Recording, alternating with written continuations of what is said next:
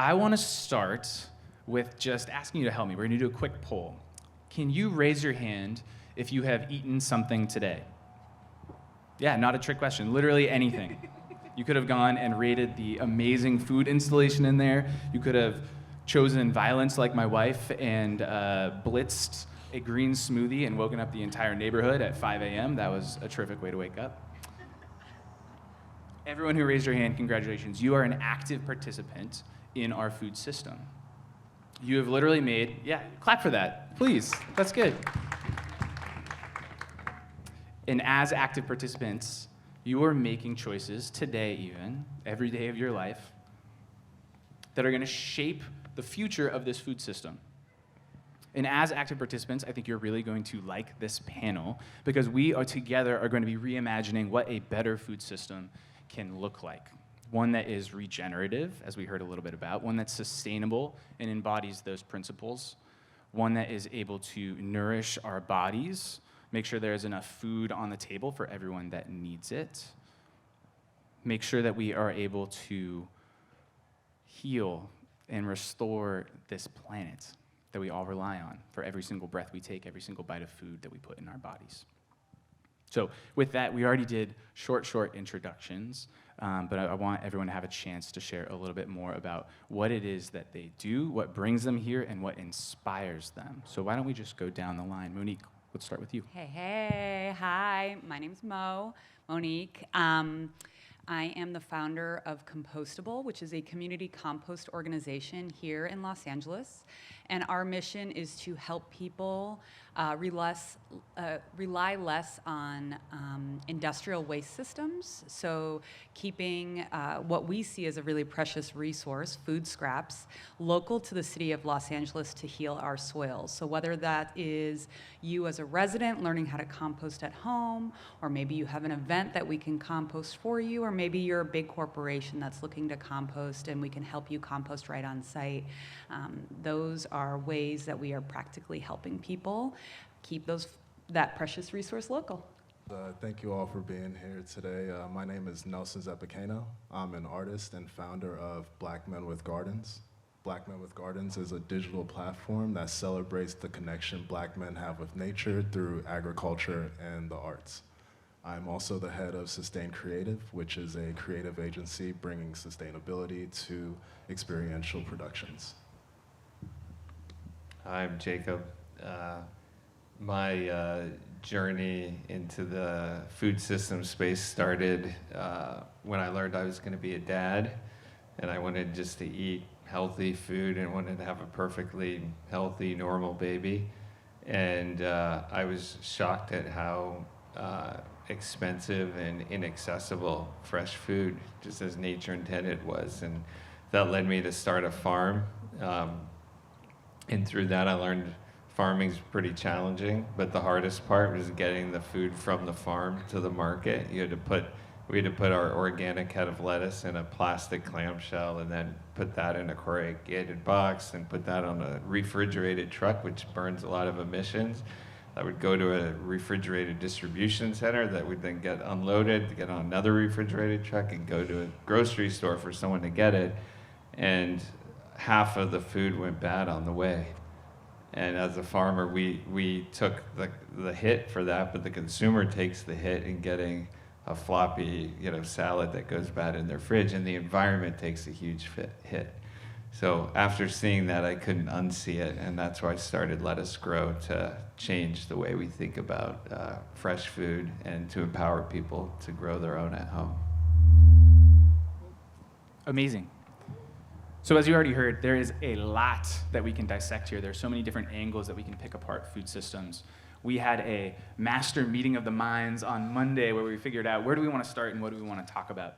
And I think what bubbled up really quick is looking to the past. There are so many lessons from the past that we can borrow and bring into the future. And I think there are many angles that we can dissect that with. So I'd love to have each of you answer this question. What lessons can we learn from the past and bring into the future? And let's go down the line, starting with you, Monique. I think there is sometimes a desire to over-engineer solutions. I see that a lot in the composting space with all these fancy new technology that comes out that's going to make it easier. And honestly, composting was a very regular practice for generations. It kind of stopped, I feel like, around the 1980s, and it took a break. But most of us have a grandparent or a great-grandparent who composted in their backyard.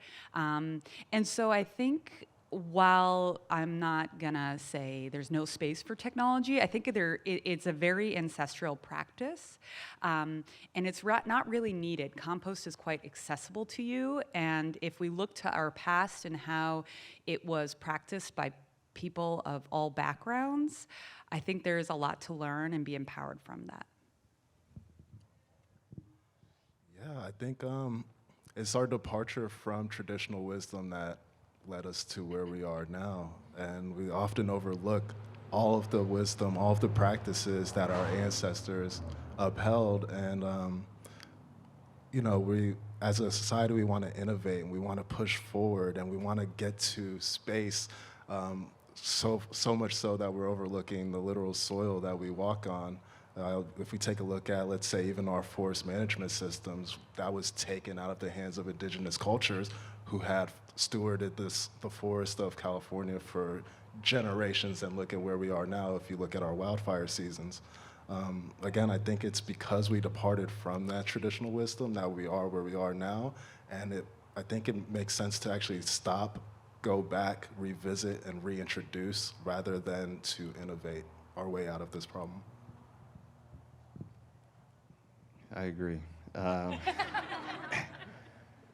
Yeah, I think it was all in the vein of progress that we started to outsource like simple things like our food, but for thousands and thousands and thousands of years, we grew our own food all the way up to about 100 years ago. Like 100 years ago, 70% of people in the US grew their own food. And their grandparents did it, and their great-grandparents, and now all of a sudden all that's lost. In the past, you're eating mostly fresh food. It was made by yourself or your neighbor or someone like you that made decisions the way you would make. And you were eating very local. Now, it's mostly packaged and processed, and the decisions are made by companies, and the supply chain's global. And I don't know, it's hard to go backwards, right? But it's like getting back to the simple and reconnecting, but we've lost a lot of that information and that knowledge and the sense of empowerment that we can do it. And that's, I think, a big thing. It's just getting back to that personal empowerment, because all of us have the power to make have the power to make the change. Well said, all of you. A big part of Commons and a big part of what we just talked about is the power to make decisions. We choose where to spend our dollars. We choose where we buy our food. We choose what ingredients on a good day. Sometimes we don't always have choices about where we're going if you're in a food desert, but by and large, everyone here is making choices about where they're spending money on their food. I want to unpack how we as individuals can shape the food system, how we can bring it back and learn some of those lessons from the past. And I think to give us a little bit of a box around each of these answers, let's dissect it into the different parts of the food system. So Nelson, I'd love to start with you. What choices can we make or influence around the production of our food? I think it's a tough one. I think we can't necessarily depend on hyper-individualized solutions to get out of to get out of the mess we're in now. The individual can influence the production of agriculture, but at the same time, if the corporate lobby, that's 1% of the people in this country, make up the overall agricultural industry, and they have the money to lobby for Lord knows what, I think it's kind of tough to put the burden of that fight solely on the individual. I think what's needed is an overall cultural shift where, and I think it's already happening. Our generation, we're so considering single-use plastic. When I was growing up, my parents never said anything about that. The fact that we have those type of conversations means something, and I think that overall cultural shift that's occurring is going to influence it, but altogether we still need more communal systems of changing that production, or at least wrestling the means of that production away from the small amount of people that control it now. Well said. I think it's also about understanding that there are even alternatives available to us. They're not always obvious, they're not in front of us.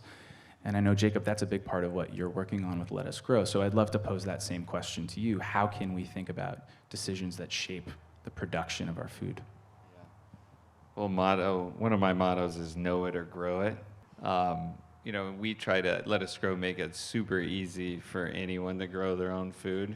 It's kind of like just an on-ramp to a more sustainable lifestyle. And it is super easy. But if you're not growing your own food, and if you are growing your own food, you might grow 10 or 20%. You're still going to go to the grocery store or go to restaurants to get the rest. But if you just ask the question, where does your food come from when you're at the store, or you're at the restaurant, then the restaurant knows the answer matters. And if enough people ask, then the restaurant's going to start sourcing from better places, and you're going to get better food. And I think in 5 years, 7 years, the whole food supply chain will change if all the consumers start saying, where's your food from? Because no one wants to hear it came from 2,000 miles and it's got lots of chemicals on it. That was the perfect bridge. The next question was going to be, how do we influence grocery retailers? How do we influence restaurants? It sounds like a big part of it is just asking these questions, letting them know that the answers matter.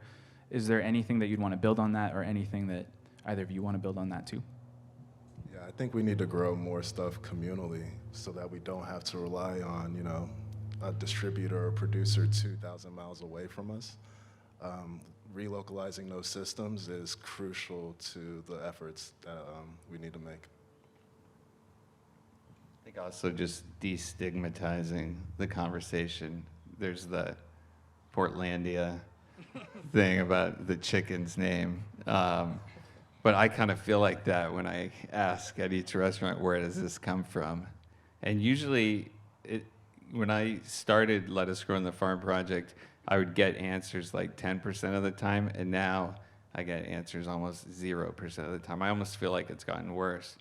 And, one of the times was like, oh, we don't know where this came from, but it came in a red truck with white letters, And these people are curating the food choices. So what a chef puts on the plate, if the chef decides 20% of the food on the plate, it's okay if it has antibiotics in it, then 20% of our land is gonna have antibiotics on it, and if 20% could have pesticides and herbicides and different things, then 20% of our land's gonna be that way. So we gotta ask the questions and not be afraid. And I think there's something to be said that either finding or building the alternative option that you want. So don't go to restaurants that don't seem to support your values. Go to the restaurants and the grocery stores that do. Now, I understand that might put you in an economic position, and that's sometimes a privileged decision to make as well.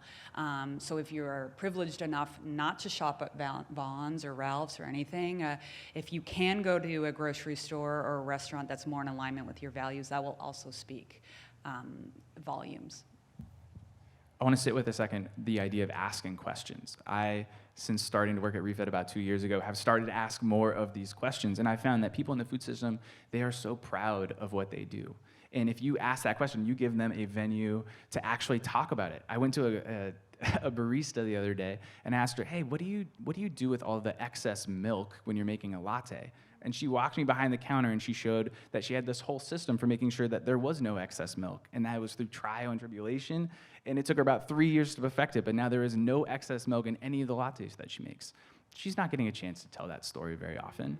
But it's on us to ask those kind of questions and see what people are doing and how they're being creative and bringing their own humanity into this space.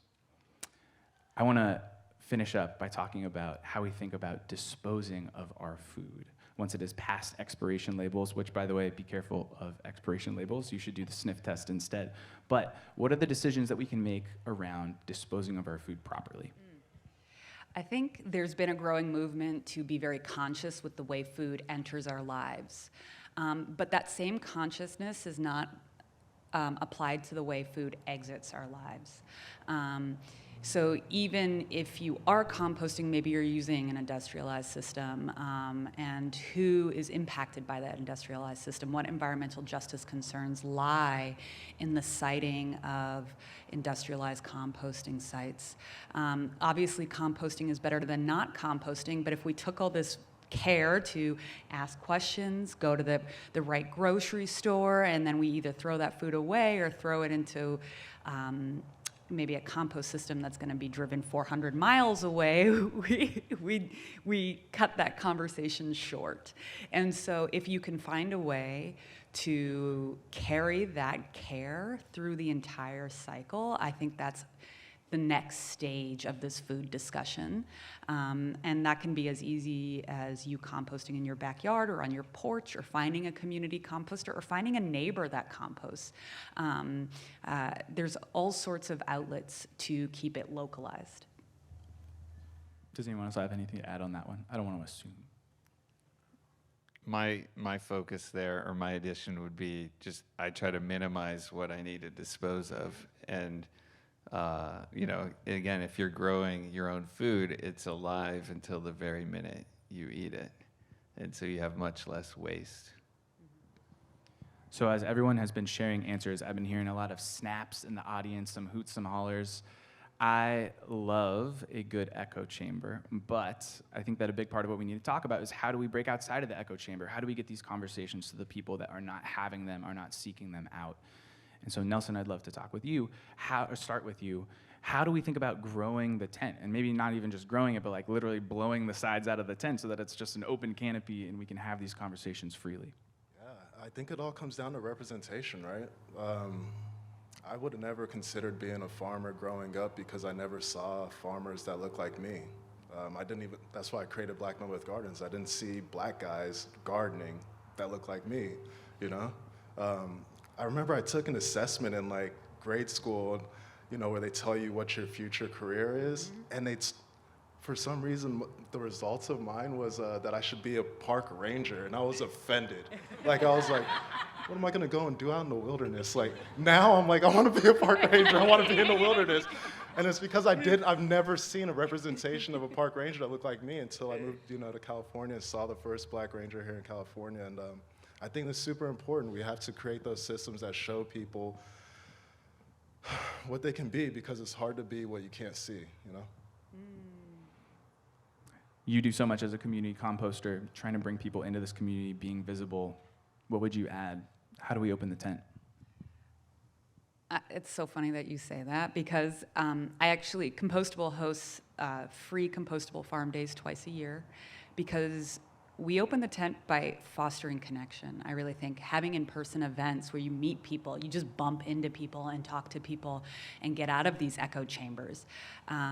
So the next Compostable Farm Day is on Sunday. It's free. Everybody can come, but you can see what an urban farm looks like. You can meet a goat. You can see what a composter looks like. Like we're not wearing overalls, So I think that's important. I think coming to meet an urban farmer, coming to see what urban farms look like, just being curious and taking advantage of free spaces and free events as they present themselves, and then being willing to host those events if you have that ability to do so is really important. Jacob, I was telling you yesterday, we all had a dinner yesterday, and I was telling you how terrible my green thumb is. It is not green. I kill everything I touch. And so I was really excited about Let Us Grow. And I think that a big part of it is showing that it is easier to get involved in these food systems. So what would you have to add to this conversation of how we open up the tent, bring new people in? Everyone start growing their own food. And we can help you with that. And I think almost 100% of the people I talk to say, oh, I have a brown thumb, I can't do it. My aunt, my Aunt Bertha, she's really great at this, you should talk to her. But the truth is, if you eat food, you can also grow your own food. And we make it super easy. We have a little hack. We grow baby plants. So we grow them for 2 to 3 weeks, make sure they're really healthy and thriving, and then we send them to you for you to finish growing. So you get a whole harvest in 3 weeks with doing almost nothing. And then once you have that experience, you can decide to do more. You know, you can get into composting, or you can go into raised beds if you want, or grow more. But really, anyone can do it. We've done it our whole evolution. If you haven't seen them already, go check out the Let Us Grow things. They are beautiful, and it gives me hope that my brown thumb is maybe going to be able to start growing my own food soon. A couple of times, the buzzword has come up, relocalized food systems. I think that is going to be such an important part of where we want to take food systems in the future. So I want to sit there for a second. And Monique, I want to start with you. What does it mean to relocalize a food system? And maybe combine this with barriers. What are the biggest barriers that we're seeing to getting to a more relocalized food system? I think there's barriers on an individual level, and then there's barriers on a political level. The individual level is that we have been systematically separated from these ancestral practices, and there's a hole in us. I think everybody has a little bit of a sadness in their chest, and I think that it's that sweetness that's missing from gardening and composting and community-based events. And then I think the issue on the political level is the corporate lobbying, that there's a lot of money to be made off of food and waste, and there is a lot of money to be protected, therefore, off of that. And so there's a lot of ways that you are de-incentivized to do this locally. And I could talk, for a long time, so find me about the new composting law and some of the ways that's imperfect. While it moves us towards progress, is a lot of ways it has de-incentivized actually local composting. And so that to say, it's not entirely anybody's fault that this has happened. It's not even entirely the corporation's fault this has happened. It kind of just got away from us a little bit. But the more we can connect, the more we can go to farm days or grow our own food, and the more that little hole brightens inside of us again, I think that's the more you tell your friend and they get pulled in, and then you get inspired to do something. After this, if you want to nerd out on dissecting compost laws, come find me and Mo in the back. It's going to be a nerdy adventure. Let's go down the line on this one. Nelson, do you want to add to relocalized food systems? No further comments. She killed it. Yeah, I don't even want to add anything to that because we just need to sit with that for real. The only thing I could say is post that is when we do relocalize is that ability to come back together. Like Jacob said, like you can't grow all the food that you need. But what's nice is I can grow some, Monique can grow some, Jacob can grow some. And when we come together to bring that together to form a full course meal, we get that sense of community back. I'm looking forward to that. Yeah. Likewise. Jacob. Yeah, I mean, my thoughts, I think that about 10% of your food should come from about 10 feet from your kitchen. And then I think the next 50% of your food should come from about 150 miles. And there are small farmers all around that can supply a lot of that food, but you're not going to find that at the grocery stores because it's so much more efficient, or it's very inefficient for the grocery stores to deal with a ton of small farmers that may or may not have product and that can't share their inventory online, in real time with the store, have all these automated systems. So it's much harder to send a piece of produce here 10 miles or 50 miles than it is to send a piece of produce 1,500 miles. And so we need to somehow support those local, support the farmers markets, support CSAs, again, ask where your food comes from to help the money go into those local farms and build those supply chain systems to help food, not just the food that you're growing at your home,